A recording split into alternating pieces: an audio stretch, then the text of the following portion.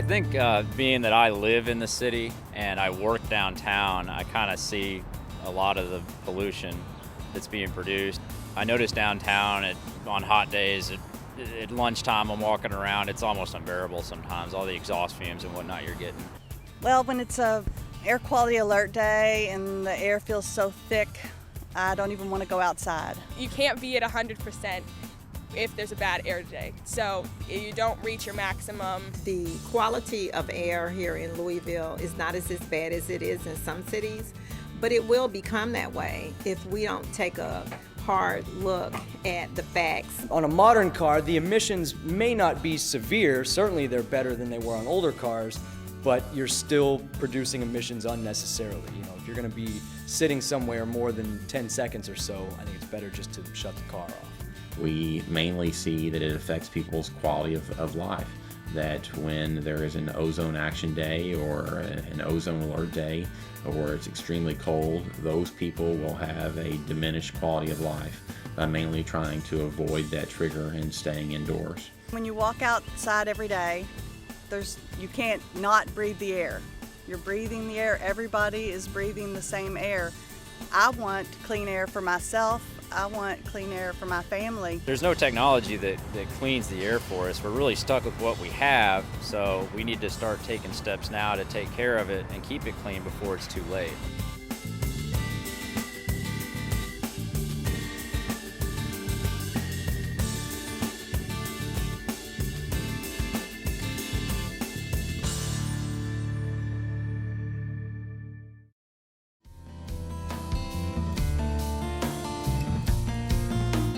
Every day we're out and about, we walk around, and we just love to feel the fresh, clean air. When it is a bad day or it's polluted, we're not actually able to go outside, so we have to find indoor activities. As an ASE certified master automotive technician, I feel a responsibility to keep people's cars in as good of shape as possible, keeping the check engine light out, keeping the car running properly, helping it get its optimal fuel economy. When a car is right, it's not going to overheat, it's not going to misfire, it's not going to use excessive amounts of fuel, and all of those things can help a car produce the lowest amount of emissions possible. I do a lot of running.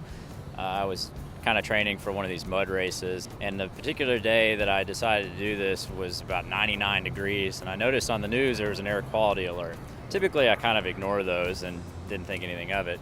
So I went and ran. I was having a hard time breathing and just didn't feel all that great. I got home and started thinking about it more and more, and I was like, well, maybe that air quality alert has something to do with it. Something about the ozone levels go up or something when it's that hot, and it just happens to be right at rush hour when I'm doing this around 4 or 5 o'clock, so I think maybe all that was contributing to the way I felt. On days that it's harder to breathe, it's harder to keep going. It's harder to push yourself to run, it's harder to keep running, and it's harder to get in shape, it's harder to condition and stay active, really.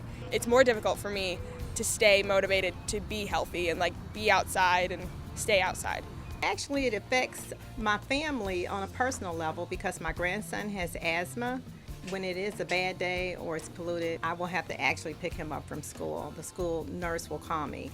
And it kind of makes him very sad that he has to leave school because it's not really something that he chooses to do. But he has missed more days from school than I would like for him to miss.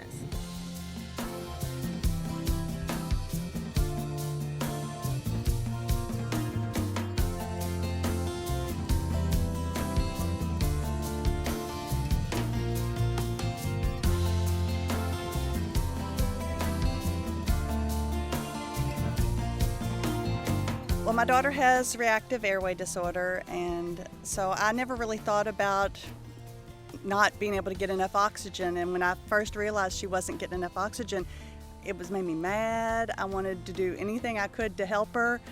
And when I think about people whose children have asthmatic attacks or who have asthma, the helplessness that you feel, I can't stand to think that other people are going through that. Well, I think it affects everybody to some degree. Some people are more susceptible than others to it. I kind of compare it to secondhand smoke. If you're somewhere where you're getting a lot of secondhand smoke, you can kind of move away from that. I mean, it's pretty obvious. You know what it is as soon as you smell it, so you can move away and get away from it. Well, air, you really don't have that option. I mean, you might be able to go into a building or somewhere where it's environmentally controlled with air conditioning and whatnot, but still that's the same air being circulated, so you're probably getting it to some degree. There's a lot of girls on my team, like one of my friends, she has severe asthma. Then there's a bad air day, she can't breathe, she can't practice, she can't play. It's really difficult for her to adjust to the air quality from day to day.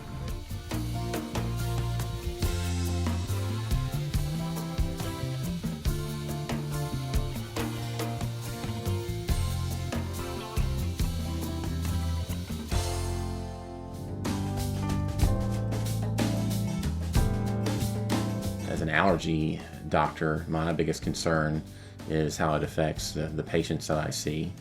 It's very well known that air pollution affects those with sensitive respiratory conditions like asthma and COPD, but one of the most recent publications has shown that air pollution and carbon dioxide in the air is affecting plant growth. And because of that, plants are making more pollen and having longer pollen seasons.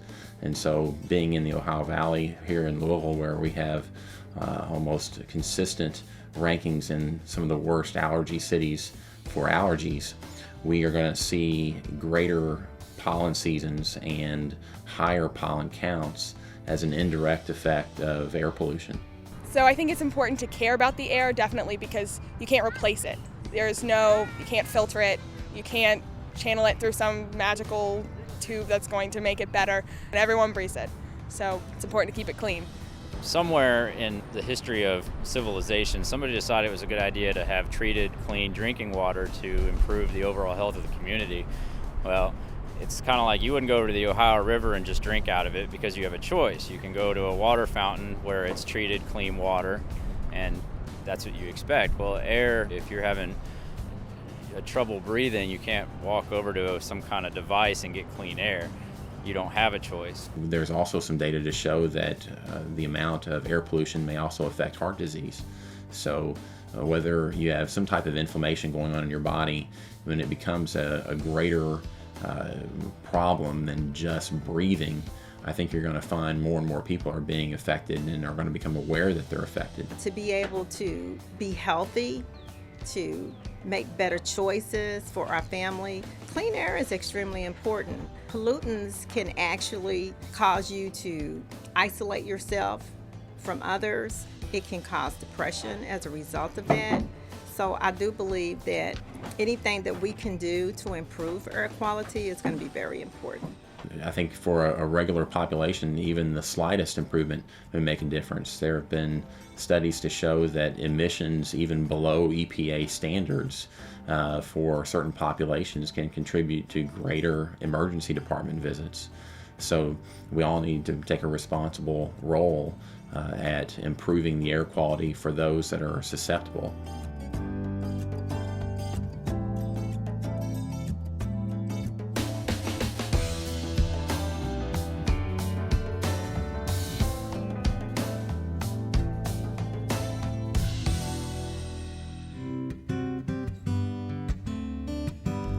To get more people to care about the air, I think that some initiatives could be started by business owners. For instance, if you go to the bank, maybe they can post a little sign in the drive-through window. This transaction may take longer than a few minutes, so how about you cut your engine off? I think it's mostly about awareness. People don't necessarily know what the negative effects are from bad air quality. I think the key there is trying to raise public awareness of how common things we do in our life in terms of mowing the yard or blowing the leaves or idling our cars while we're waiting to pick up our children in the school pickup line. We need to become more cognizant that those things are having an effect on our population's health. If you take small steps to make sure that the car operates properly, so keep your tires inflated, don't let the check engine light stay on. When it comes on, it's on for a reason. It's not actually a scam, as some people think. Get it checked out, whatever it is, get it fixed. Do things like, keep your timing belt changed, to keep your, make sure your oxygen sensors are changed when they need to be changed. And, stuff like that adds up. And I think it can save you money at the pump, make the car last longer, and keep the air cleaner.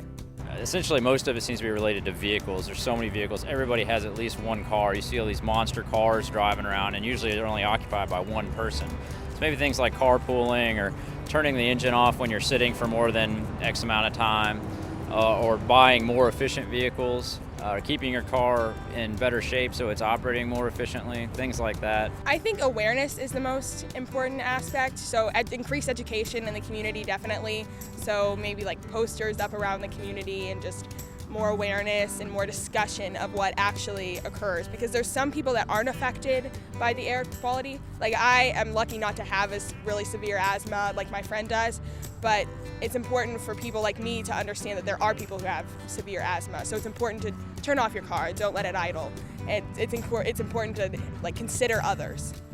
I'd like to think that there could be a big movement where everybody did something little. Just, turning the gas cap till it clicks.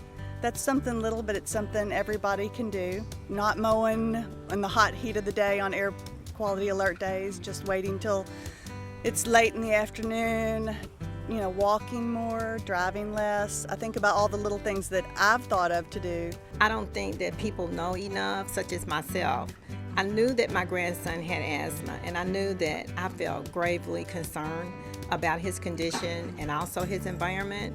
But until I started going online on the Louisville Metro website and the Department of Public Health website, I then began to educate myself. We're all very much concerned about the fiscal responsibility of our government and how well our taxes are being used, and to know that it's going to be billions, if not trillions of dollars when it comes to the health effects of air pollution, that if we get people on board, that it really does affect them when it comes to their healthcare insurance premiums and other indirect costs that affect them primarily. Maybe we'll get them to take notice and do their part, even if they're not directly affected by the health consequences. I don't know if I can expect that the air quality in the city is going to be as good as away from the city, but it can maybe be improved over time with some effort. I think increased awareness in our generation and throughout our schooling, I think that definitely gives hope for like a cleaner tomorrow. And I think there's much more awareness in our generation. So I think definitely there's hope.